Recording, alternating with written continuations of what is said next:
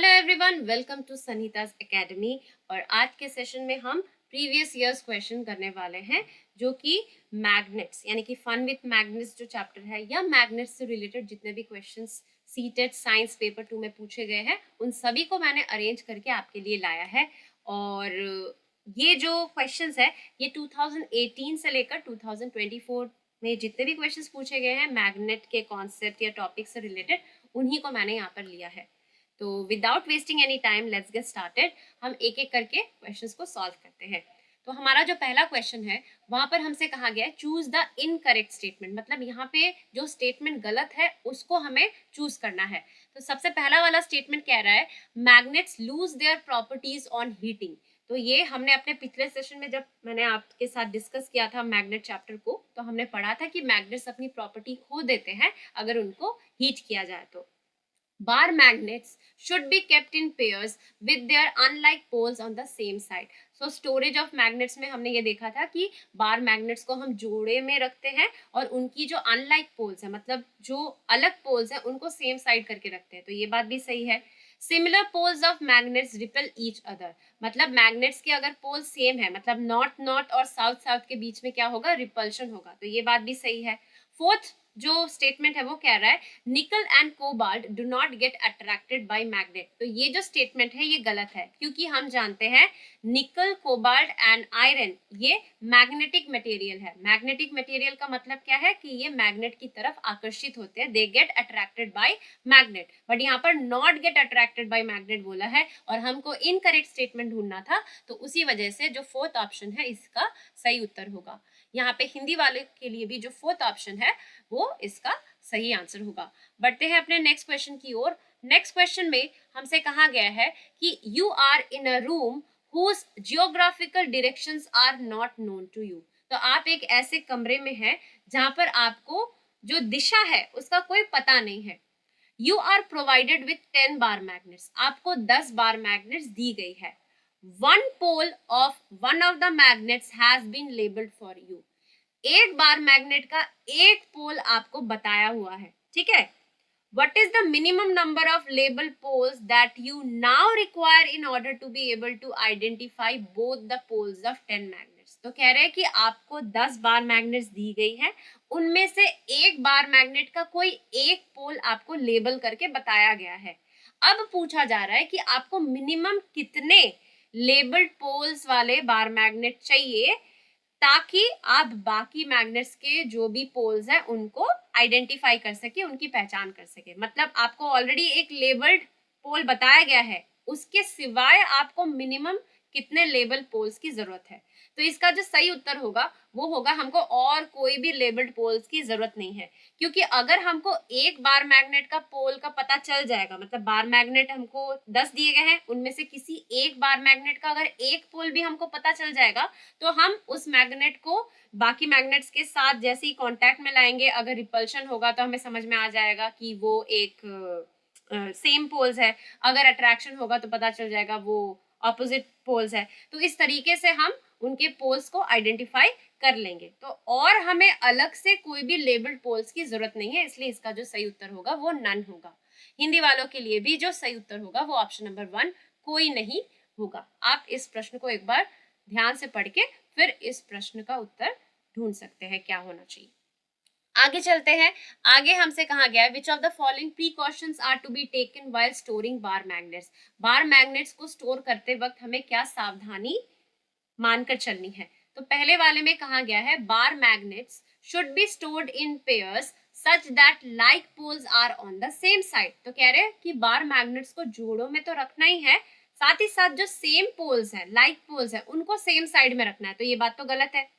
A pair of bar magnets should be separated by a wooden piece। तो ये हमने पिछले सेशन में पढ़ा है कि अगर बार मैग्नेट को हम स्टोर कर रहे हैं तो हमको पेयर में उनको स्टोर करना है और दोनों के बीच में एक वुडन पीस होना चाहिए। तो ये स्टेटमेंट तो सही लग रहा है। The ends of bar magnets should be connected by soft iron pieces. तो ये बात भी सही लग रही है कि जो एंड है बार मैग्नेट्स की, जो एंड्स है उनको सॉफ्ट आयरन पीसेस से हमको कनेक्ट करके रखना है। They should be stored in wooden box, ठीक है। तो उनको हमें वुडन बॉक्स में रखना है। तो ऐसा कोई भी चीज बताया नहीं गया है कि उनको वुडन डॉग्स में ही हमको रखना है। तो यहाँ पे कहा था which of the following precautions are to be taken while storing bar magnets. तो यहाँ पर तो देखिए 4 ऑप्शन दिए गए हैं, उनमें जो 2 ऑप्शन है वो सही तरीका है कि जो end of the bar magnets है उनको हमें सॉफ्ट आयरन पीसेस के साथ कनेक्टेड रखना है।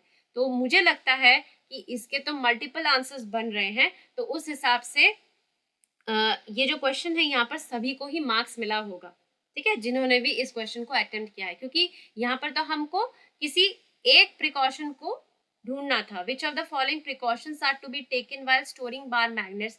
तो यहाँ पर तो 2 और 3 दोनों ही आंसर बन रहे हैं, तो उस हिसाब से मैं 2 और 3 दोनों को ही इसका सही उत्तर पकड़ के चल रही हूँ। नेक्स्ट हमको कहा गया है a magnet is broken into 2 pieces. So एक मैग्नेट था, ठीक है, मैं बार मैग्नेट ही बना रही हूँ, ये बीच से टूट गया, तो अब क्या हो गया, ये इस टाइप का बन गया, कुछ इस टाइप का बन गया।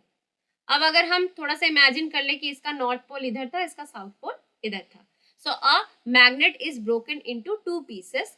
If these 2 pieces are brought closer to each other they will. तो अगर इन दोनों पीसेस को हम एक दूसरे के करीब लाए तो क्या हो सकता है। तो पहले हम समझ लेते हैं कि सपोज बार मैग्नेट टूटने से पहले इसका नॉर्थ पोल इधर था, इसका साउथ पोल इधर था, टूटने के बाद ये ऐसे 2 टुकड़ों में टूट गया। तो हम क्या जानते हैं कि मैग्नेट्स टूटने के बाद जब उनकी पीसेस जितनी भी बने तो फिर उन पीसेस में भी 2 एंड्स पे अलग अलग पोल्स आ जाती है। तो इधर पे तो ऑलरेडी नॉर्थ थी और इधर पे साउथ थी, तो ये वाला हिस्सा क्या हो जाएगा, अब ये साउथ बन जाएगा और ये वाला हिस्सा क्या बन जाएगा, ये नॉर्थ बन जाएगा। तो हम ये बता नहीं सकते क्योंकि यहाँ पर तो पोल्स मेंशन नहीं है कि उसकी क्या पोल्स थी। मैं ये आपको समझाने के लिए मैंने यहाँ पर अलग से पोल बना के दिखाया है समझाने के लिए। तो यहाँ पर कहा है कि अगर 2 पीसेस को हम सामने लाएंगे तो उनमें क्या होगा, अट्रैक्ट ईच अदर। हम कह नहीं सकते क्योंकि कौन सा पोल क्या है वो तो हमें नहीं पता, तो ये कहना मुश्किल है। रिपल ईच अदर, ये भी कह पाना मुश्किल है। मे अट्रैक्ट और रिपल, तो ये बात बेटर लग रहा है, ये जो स्टेटमेंट है ये बेटर सुनाई दे रहा है, ये सही जा रहा है कि या तो उनमें अट्रैक्शन हो सकता है या फिर रिपल्शन हो सकता है। नीदर अट्रैक्ट नॉर रिपेल ये नहीं होगा, तो इसका जो सही उत्तर होगा वो होगा थर्ड वन, क्योंकि हमको पोल्स नहीं बताई गई है कि किधर पे कौन सा पोल था, ये बस आपको समझाने के लिए मैंने ऐसे पोल्स बनाए हुए हैं। तो ये कह पाना मुश्किल है कि उनमें अट्रैक्शन होगा कि नहीं होगा, तो मे अट्रैक्ट और रिपल इसका बेटर ऑप्शन जा रहा है, तो थर्ड ऑप्शन जो है इसका सही उत्तर है। आगे चलते हैं नेक्स्ट क्वेश्चन की ओर। नेक्स्ट क्वेश्चन में हमसे कहा गया है when a bar magnet is brought near it the iron dust sticks. मतलब आयरन लोहे की जो डस्ट होती है अगर बार मैग्नेट्स को उसके करीब लाया जाए तो क्या होगा, मोस्टली एट द मिडिल। तो ये जो डस्ट है, आयरन डस्ट है, वो कहाँ पे चिपकेगी बार मैग्नेट के। तो मैंने आपको पिछले सेशन में जो डायग्राम दिखाया था कि अगर बार मैग्नेट ये है तो बार मैग्नेट के जो 2 पोल्स होते हैं वो उसके 2 एंड्स जो होते हैं वहां पर रहते हैं, और इसी पोल वाले हिस्से में आयरन फाइलिंग्स या जिसको हम यहाँ पर आयरन डस्ट कह रहे हैं वो चिपकते हैं। तो यहाँ पर इसका जो सही उत्तर होगा वो होगा मोस्टली नियर 2 एंड्स, क्योंकि दोनों एंड पे पोल्स मौजूद रहते हैं मैग्नेट के। इक्वली एवरीवेयर नहीं होगा, ओनली एट द मिडिल नहीं होगा, मोस्टली एट द मिडिल नहीं होगा। सो उसके चलते यहाँ पे जो फोर्थ ऑप्शन है इसका सही उत्तर होगा अधिकांशत दोनों किनारों पर ही जो लोहे का बुरादा है वो चिपकेगा बार मैग्नेट के साथ। आगे बढ़ते हैं इस क्वेश्चन की ओर। इस क्वेश्चन को आपको थोड़ा सा ध्यान से पढ़ना है, ठीक है। मैं यहाँ पर साथ ही साथ सॉल्व करती जाऊंगी, आप भी मेरे साथ इसको सॉल्व करने की कोशिश करें। Sanjana has 3 magnet A B and C. Sanjana के पास 3 मैग्नेट है ए बी और सी, whose poles are marked as A1 A2। तो A का जो 2 एंड्स है, 2 पोल्स है वो है A1 A2, B वाले मैग्नेट का 2 पोल्स है B1 B2, C वाले मैग्नेट का जो 2 पोल है वो है C1 C2। She noted down the following observations on bringing the magnets closer। तो जब संजना ने इन मैग्नेट्स को करीब लाया तो उसने कुछ नोट डाउन की। उसने क्या नोट डाउन की, A1 रिपेल्स B1, मतलब A1 क्या कर रहा है, वो रिपेल कर रहा है B1 को, ठीक है, लिख लिया। A1 रिपेल्स C2, A1 क्या कर रहा है, C2 को भी रिपेल कर रहा है। मतलब क्या, A1 B1 और C2 ये तीनों क्या है, दीज आर लाइक पोल्स ही रिपेल करते हैं, राइट। अब कहा गया है इफ C1 इज नॉर्थ पोल, अगर C1 नॉर्थ पोल है, then which of the following statements is true, तो कौन सा स्टेटमेंट सही होगा। तो सबसे पहले हम सारे पोल्स ढूंढ लेते हैं। अगर C1 नॉर्थ पोल है तो C2 क्या हो जाएगा, C2 हो जाएगा साउथ पोल, ठीक है। C2 A1 को रिपेल कर रहा है, मतलब A1 भी हो जाएगा क्या, साउथ पोल। तो A2 क्या बन जाएगा, A2 बन जाएगा नॉर्थ पोल, ओके। अब A1 क्या कर रहा है, B1 को रिपेल कर रहा है, तो A1 जो होगा B1 भी वही होगा, तो B1 अगेन हो गया साउथ पोल, तो B2 क्या हो गया, नॉर्थ पोल। तो देखिए हमको सारे पोल्स मिल गए। अब उस हिसाब से हम देखेंगे कौन सा ऑप्शन सही है। B2 इज नॉर्थ पोल, ठीक है, B2 इज नॉर्थ पोल तो लग रहा है। A1 is south pole, A1 is south pole, तो फिलहाल तो ये सही जा रहा है। B1 इज नॉर्थ पोल, ये नहीं है, B1 तो साउथ पोल है। A2 इज साउथ पोल, ये भी गलत है, A2 नॉर्थ पोल है। Both B1 and A1 are north pole, B1 and A1 are north pole, नहीं, B1 और A1 नॉर्थ पोल नहीं है, तो ये भी नहीं हो रहा है। Both B1 and A1 are south pole, B1 south pole है और A1 साउथ पोल है। तो इस क्वेश्चन में हमको दो आंसर मिल रहे हैं जो करेक्ट स्टेटमेंट है।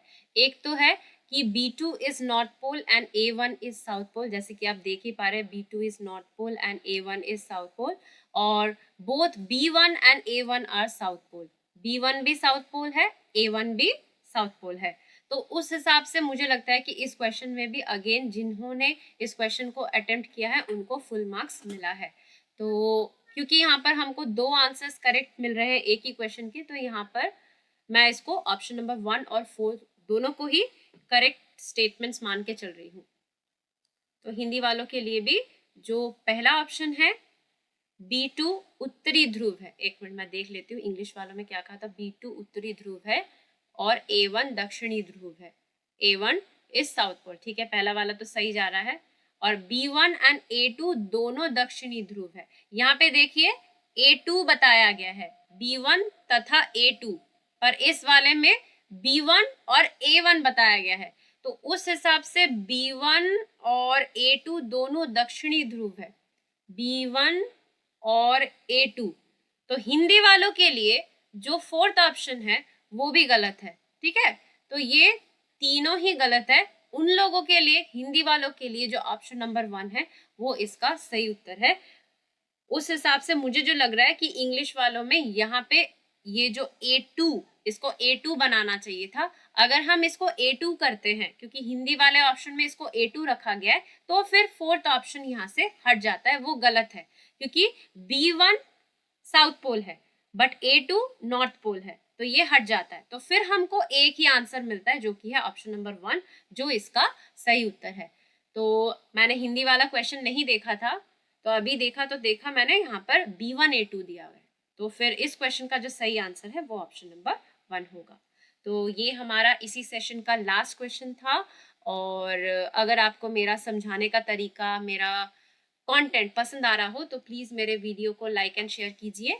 मेरे यूट्यूब चैनल संहिताज एकेडमी को सब्सक्राइब करना बिल्कुल ना भूलें, जो बेल आइकन है उसको भी प्रेस करके रखें ताकि आपको सभी वीडियोस की अपडेट्स मिलती रहे, आप कोई भी वीडियोस मिस ना करें। मिलेंगे ऐसे ही कंटेंट के साथ अपने नेक्स्ट सेशन में। Till then take care and bye bye.